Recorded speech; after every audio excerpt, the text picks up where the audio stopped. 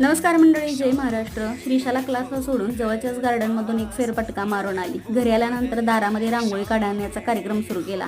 आज देवदीपावली आहे. तुम्हाला सगळ्यांना देवदीपावलीच्या खूप शुभेच्छा. रांगोळी काढून झाल्यानंतर घरातल्या देवांना दिवा लावला. त्याचबरोबर दारात रांगोळी काढलेली होती तिथे सुद्धा दिवे लावले आणि आम्ही निघालो होतो स्वामी महाराजांच्या मठामध्ये. आज देवदीपावली निमित्त तिथे आरतीचा कार्यक्रम होता. त्याचबरोबर स्वामी महाराजांच्या काही सेवा सुद्धा करायच्या होत्या. घरी आल्यानंतर पटकन स्वयंपाक बनवून घ्यायचा होता.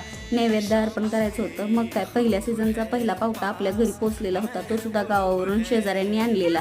मग झणझणीत असा पावटे भात करायचा बेत केला आणि पावटे भात बनवायला सुरुवात केली. आता पावटे भाताची रेसिपी मी तुम्हाला सांगण्यापेक्षा माझ्या चॅनेलवरती तुम्ही सर्च केलं ना तर तुम्हाला पावटे भाताची रेसिपी भेटून जाईल. जर वेळेला त्याच रेसिपी रिपीट करणं आणि त्या तुम्हाला सांगणं कंटाळवाणं वाटतं मला सुद्धा आणि तुम्हाला पाहायला सुद्धा. मस्त असा पावटे भात बनवला, नैवेद्य अर्पण केलं आणि जेवायला सुरुवात केली. चला तर व्हिडिओ कसा वाटला नक्की कळवा.